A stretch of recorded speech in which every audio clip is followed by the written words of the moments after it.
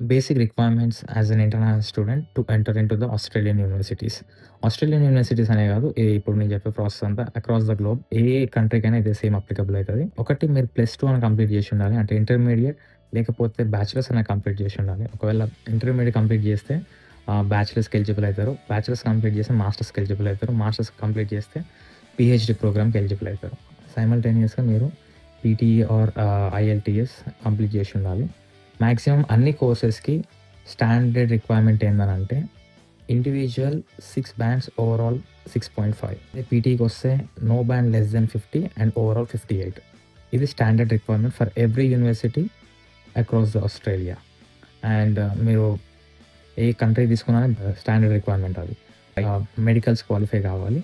అంటే మీరు ఇండియాలో ఉన్నప్పుడు వాళ్ళు మీకు మెడికల్ టెస్ట్ చేస్తారు. సో మెడికల్స్ క్లియర్ చేయాలి. కొంతమంది స్టూడెంట్స్ చాలా ట్రై చేసిన తర్వాత కూడా ఇండివిజువల్ 6 ఓవరాల్ 6.5 తెచ్చుకోలేకపోతారు. కాకపోతే వాళ్ళకి ఏందనంటే ఫారెన్ పోవాలి అన్నట్టు ఉంటుంది కాబట్టి వాళ్ళకి ఆల్టర్నేటివ్ వే ఏందనంటే మీరు ఎలికోస్ కోర్స్ మీద రావచ్చు. అంటే ఏందనంటే ఆస్ట్రేలియన్ యూనివర్సిటీస్ మీకు ఇంగ్లీష్ స్కోర్ తక్కువ ఉన్నా కానీ మీకు ప్రోగ్రామ్స్ కండక్ట్ చేస్తాయి.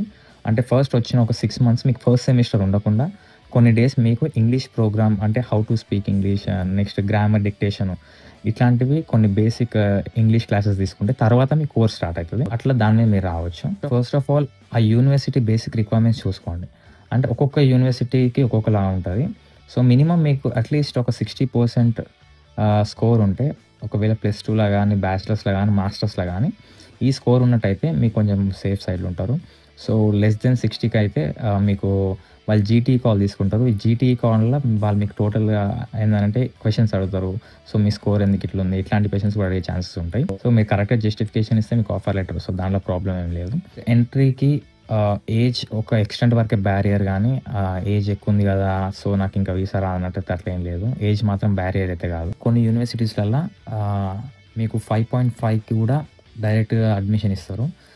ఎట్లాంటి బ్యారియర్ లేకుండా. ఏందంటే అవి ఎట్లాంటి కోర్సెస్ అంటే ఐటీ కోర్సెస్. ఇట్లాంటి కోర్సెస్‌లో మీకు అడ్మిషన్ ఈజీగానే ఇస్తారు. కాకపోతే ఏందనంటే మీకు ఎప్పుడైతే వీసా లాట్ చేస్తారో, ఇప్పుడు వీసా లాట్ చేసేటప్పుడు నెంబర్ ఆఫ్ అప్లికేషన్స్ ర్యాపిడ్‌గా ఇంక్రీజ్ అయిపోయినాయి. ఎందుకనంటే ఇప్పుడు అందరు స్టూడెంట్స్ అందరూ ఆస్ట్రేలియాకి ప్లాన్ చేస్తున్నారు.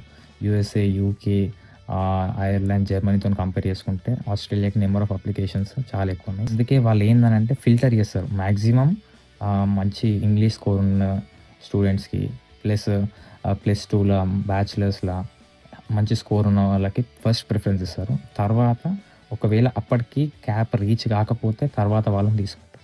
అంటే ఏందంటే క్యాప్ అని అంటే ఏందంటే ఎవ్రీ ఇయర్ ఆస్ట్రేలియన్ గవర్నమెంట్ ఒక ఇయర్ 2,00,000 స్టూడెంట్స్‌ని తీసుకోవాలి, ఇంటర్నేషనల్ స్టూడెంట్స్‌ని.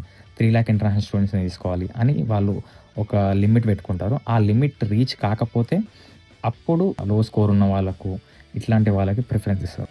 అంటే అసలు ఎకానమీ నడిచేది స్టూడెంట్ నుంచి వచ్చే ఫండ్ నుంచి.